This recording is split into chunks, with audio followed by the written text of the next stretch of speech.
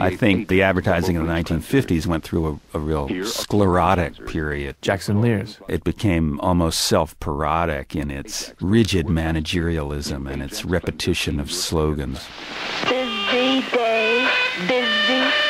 Advertiser George Lois. In advertising, you can look back at that time, there was nothing going on.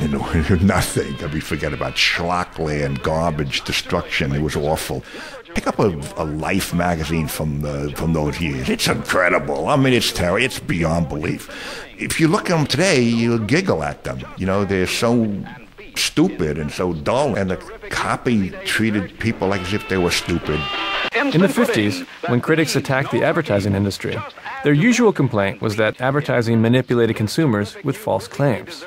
Ad men defended themselves, as they always had, by praising advertising's role in the economy. And to that extent, advertising has contributed to a rising standard of living. You go along with that, Wallen? No, I don't. Here's an exchange from a 1951 radio show between a psychologist by the name of Richard Walden and C.T. Berg, a salesman with a manufacturing concern. I can give you examples, Mr. Berg, of a product, a particular mouthwash or certain toothpastes or certain types of patent medicines that have lasted for a long, long time, and they've lasted on the grounds of making claims which are shady, to say the very least. You're suggesting that the advertiser takes unfair advantage of the psychological weaknesses of potential consumers. He scares people. Well, I disagree with that.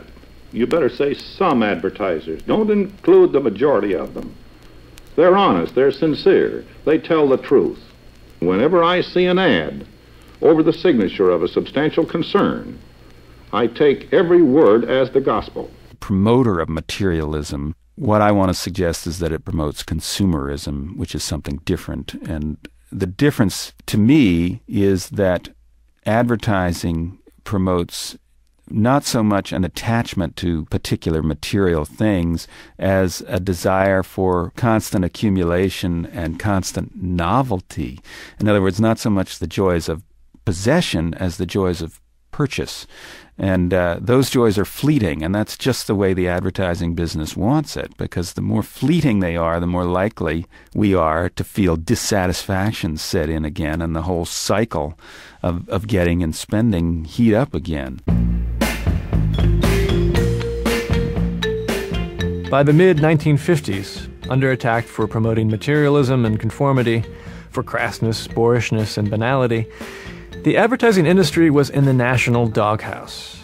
And then it got worse. This is one of the stories, some amusing, more of them alarming, in a book called The Hidden Persuaders.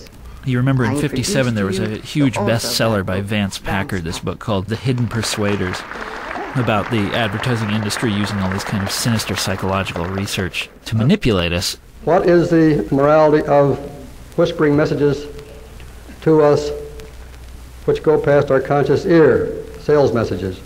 I'm talking here, of course, about what is called by the sponsors subliminal projection. I call it the sneak commercial.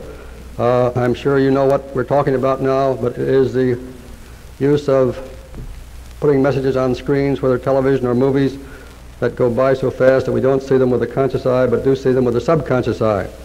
I think if you ask the man on the street, oddly enough a concept that was generated by advertisers in the 1950s, if you ask the man on the street how he thinks advertising works, he almost always, sooner or later, tells you, it works by tricking me. It works by subliminally introducing anxiety into my life and then magically resolving it. Jackson Lears. My own view is that people are a good deal more resistant to advertising than that they're a good deal more skeptical about it, and that it's a great mistake and a very simple-minded notion of human motivation and how society and culture work to see a kind of cause and effect relationship between what advertisers tell people to do and what people do. I don't think people are being brainwashed. Well, of course advertising works by manipulation. The question is how conspiratorial is our participation. I think people like to be told what advertising tells them. They like to have goods made full of meaning, and they love to be told that they're worth it, they deserve it, they should have it, it's expensive, but you're the one, you deserve a break today, you're worth it. Stuart Ewan. You're talking about sort of fragmented, atomized individuals and their sort of psychological relationship to the system in which they live on the one hand, and hugely consolidated forces of persuasion, these kind of gargantuan economic locomotives which have an impact on a global level.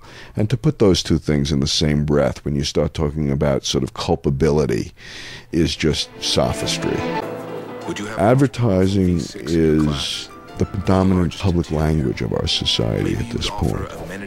And so it is not so much that an individual ad convinces people that you are what you own, but incrementally the message that you are what you own is something that's being repeated again and again and again across the panorama of the culture. You can admire these guys for their genius in coming up with these ads that transform people's constant anger with the world around them and their disappointment with the life of consuming into new fuel for consuming. Thomas Frank argues that advertisers used the 1960s counterculture for their own ends. There were a lot of ways in which the counterculture celebrated things and ideas that could be easily transformed into consumer culture. Say, for example, the rage for authenticity. This is a wonderful thing that the counterculture has given us, right? And we all want to be you and me and to and to have the real thing. But think about how incredibly easy it is for a brand to call itself the real thing, and how easy it is for any product to start celebrating itself as the authentic and everything else as fake. I mean, it's natural. It's a perfect fit. Behind all this creativity in advertising went a certain kind of management theory that the corporation had to transform itself and had to stop being so rigid and hierarchical and conformist, and had to become less hierarchical, more horizontal, had to celebrate the individual more, and had to permit more creativity. And this was what was going on in advertising, and that's still around today, of course. What keeps the blood circulating in the advertising industry is that they have to constantly stay one step ahead of consumer skepticism and of consumer doubt, and because of that they always have to be updating the attitude, being just a little bit more out there than we are. Take it off. Take it all off. Since the 1970s, the choice of more and more cable channels has allowed viewers with remote control to skip from program to program during commercial breaks. It's forced advertising agencies to go from what was called the hard sell, remember the Anacin ads of the 1950s, to an entertainment sell, which is primarily the way TV ads work today.